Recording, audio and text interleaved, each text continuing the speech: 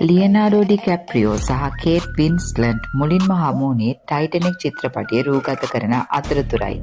එදා ඔවුන් කිසිවෙකුටත් හිතුනේ නැහැ සිනමා ඉතිහාසයේ අමතක නොවන තිරේ යුවළක් බවට ඔවුන් පත්වෙයි කියලා.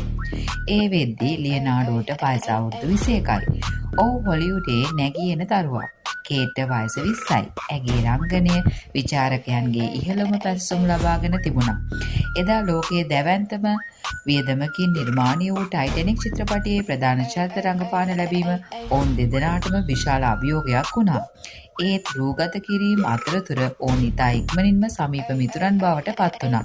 ඒ ස්වභාවික සැබෑ මිත්‍රත්වය රංගනය තුලත් පැහැදිලිවම දිස්වුණා. අදට වසර 20කට ආසන්න කාලයකට පසුවත් ඔවුන්ගේ මිත්‍රත්වය හොලිවුඩේ වඩාත්ම ආදරණීය මිත්‍රත්වයන්ගෙන් එකක් ලෙස සැලකෙනවා. සම්මාන උළෙලවල්වලදී, සම්මුඛ සාකච්ඡාවලදී හෝ පුණ්‍ය වැඩසටහන්වලදී හමු වූ විටත් ඔවුන් සෑම විටම එකිනෙකා ගැන ආදරයෙන් හා ගෞරවයෙන් කතා කරනවා. සැබෑ මිත්‍රත්වය කාලයත් සමග තවත් ශක්තිමත් වන බව ඔවුන්ගේ කතාව අපට මතක් කර දෙනවා.